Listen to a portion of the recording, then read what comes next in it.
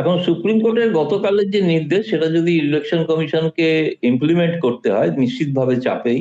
কারণ প্রথমেতে আমরা ছোটবেলা থেকে জানি যে জন্ম যে সার্টিফিকেট, সেটা আমাদের পরীক্ষার যে অ্যাডমিট কার্ড সেটাকেই গ্রহণ করা হতো। কিন্তু এটা একটা অদ্ভুত একটা, আমি নিজেও আমি জানি আমার নিজের কোনো বার্থ সার্টিফিকেট নেই, আমরা যতগুলো বার্থ সার্টিফিকেট বলতে অ্যাডমিট কার্ডই দেখিয়েছি, তাই দিয়ে কিন্তু এত দূর এখন দিল্লি পর্যন্ত আছি, সাংবাদিকতা করছি, ইত্যাদি ইত্যাদি। কিন্তু বিদেশেও গেছি, সবই ওই ডেথ সার্টিফিকেট। তখন পাসপোর্ট হওয়ার পাসপোর্ট তৈরি হয়েছে কিন্তু ওই আমাদের মাধ্যমিকের বা উচ্চ মাধ্যমিকের অ্যাডমিট কার্ড দেখিয়ে। ইলেকশন কমিশন বলছে সেই অ্যাডমিট কার্ডকে গ্রহণ করা হবে না কোনো ডকুমেন্ট হিসেবে, কারণ ওখানে নাকি বাংলাদেশিরা এসে অ্যাডমিট কার্ড জোগাড় করে ফেলছে স্কুল থেকে। তা অ্যাডমিট কার্ড জোগাড় করে ফেলছে স্কুল থেকে, সে জোগাড় করে ফেলেছিল, সে তাকে তো দেখাতে হবে না যে এটা তো কোনো অজুহাত নয়। কারণ সে যদি ক্লাস 8 এসে ভর্তি, ক্লাস 1 থেকে পড়ছে কিনা সেটা তো দেখতে হবে। তারপরে যে তার প্রশ্ন, সুপ্রিম কোর্ট আর একটা প্রশ্ন বলেছে নাগরিকত্ব দেখা যাবে। নাগরিকত্ব দেখার কাজ ইলেকশন কমিশনের নয়।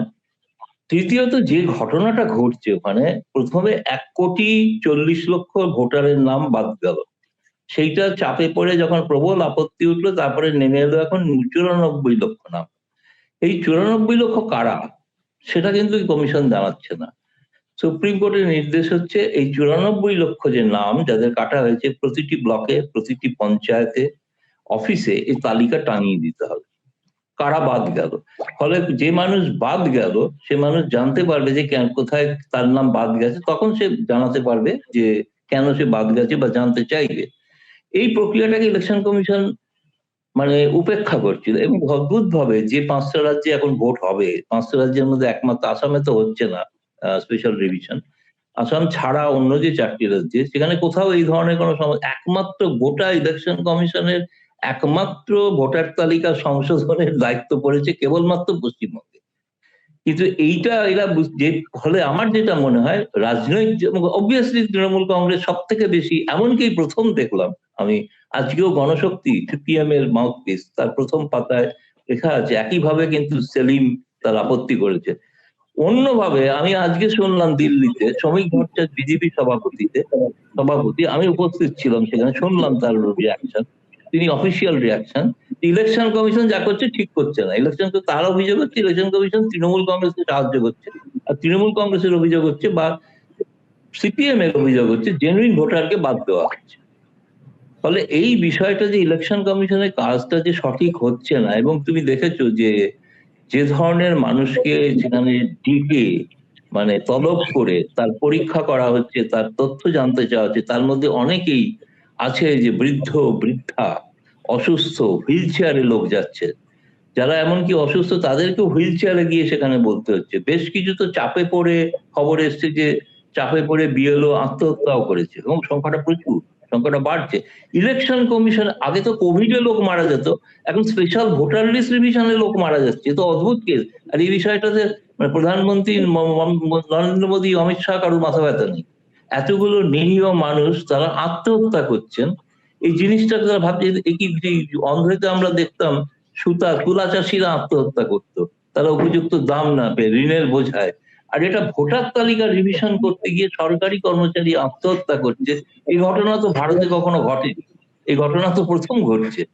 ফলে আমার কাছে মনে হয়েছে যে গোটা বিষয়টা ইলেকশন কমিশনকে যে সময় দেওয়া হয়েছে, সেই আজকে তাদের কলকাতা থেকে সিইও কে তলবও করা হয়েছে, তিনি ইলেকশন কমিশনে এসে বৈঠকও করছেন কিভাবে এই তালিকা প্রকাশ করবেন। এবং তাই একটা ম্যামথ কাজ, এটা ভয়ঙ্কর কাজ, এবং সেই কাজটা সেই প্রত্যেক তালিকা বুথে বুথে ব্লকে ব্লকে জারি করতে হবে। এবং অতীতে কিন্তু তাই নিয়ম ছিল, অতীতে নিয়ম ছিল ইলেকশনে, আমরা আগেও ছোটবেলায় দেখেছি যে ভোটার লিস্ট কিন্তু টাঙিয়ে দেওয়া হতো, সেখানে গিয়ে মানুষ দেখে আসতে পারতো, অনেক সময় অবজেকশন হতো যে এর নাম কেন দেওয়া হয়েছে, উল্টোটাও হতো।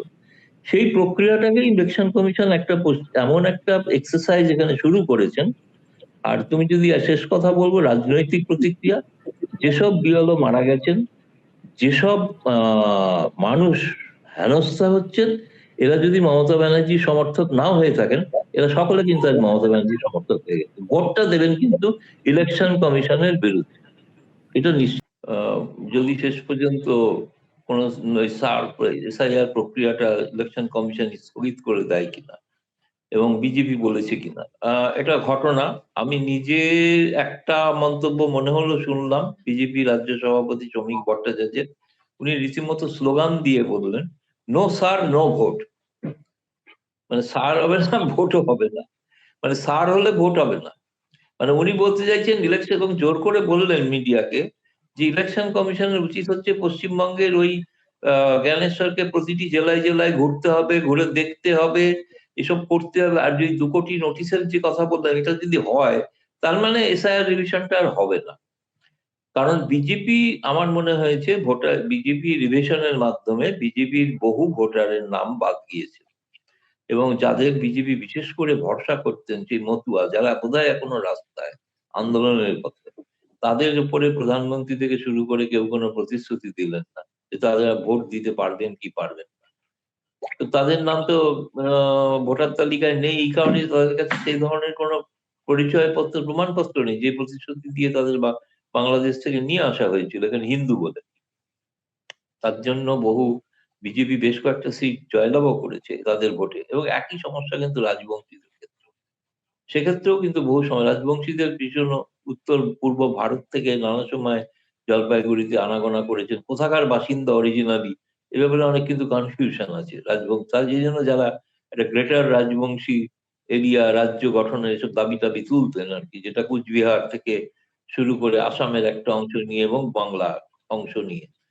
ফলে এইসব কারণে তাদেরও কিন্তু ভোটাররা বাদ পড়ছেন আর কি তালিকা থেকে। এই ৯৪ লক্ষ যে মানুষ বাদ পড়ছেন, এবং সেটা তো আমার ধারণা বিজেপি, আমার দেখে মনে হয়েছে আজকে যে বিজেপি এখন কিন্তু দুটো জিনিস দেখলাম যে বিজেপি কালকে নতুন সভাপতি তিনি রাজ্যের যে বিজেপি নেতৃত্বের সঙ্গে বৈঠক করলেন, এরকম একটা ইঙ্গিত দিতে চাইছেন যে এত বেশি লম্বা প্রক্রিয়া বিজেপি চাইবে না। বিজেপি চাইবে যতটা স্বল্প মেয়াদের মধ্যে নির্বাচনটা হয়ে যায়। ২ হচ্ছে যে এসআইআর প্রক্রিয়াটা নিয়ে তাদের বেশ প্রবলেম রয়েছে, যে কারণে তারা এটা ভাবছেন, উচ্চতর নেতৃবৃন্দকে বোঝানোর চেষ্টা করছেন যে কিভাবে এসআইআরটা আল্টিমেটলি তাদের ক্ষতিগ্রস্ত করবে আরকি। তো সে কারণে শেষ পর্যন্ত এই যে নানা ধরনের জটিলতা চলছে, এখন সবটাই নির্ভর করছে সুপ্রিম কোর্টের উপর। যে সুপ্রিম কোর্টের যে সময়সীমা আছে, সেই সময়সীমা তাদের চাইতে হবে নতুন করে, অথবা সেই সময়সীমা মেনে তালিকা টাঙাতে হবে।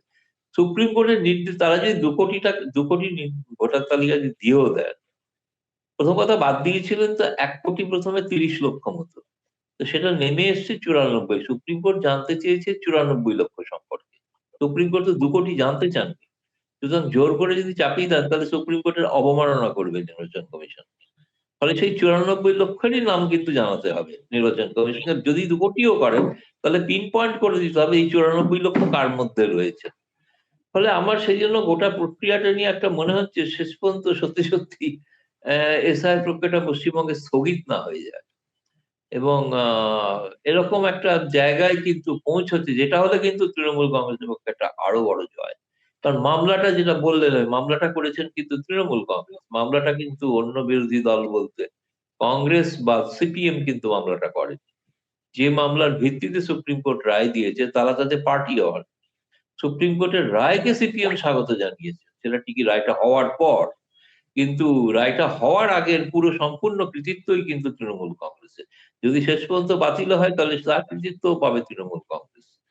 ফলে গোটা ব্যাপারটা নিয়ে আমার মনে হয় বিজেপি রাজনৈতিকভাবে কিছুটা মানে ঠিক ওরা ওরা আসলে সমস্তটাই দেখতে চায় ওই হিন্দি বলয়ের প্রিজমে।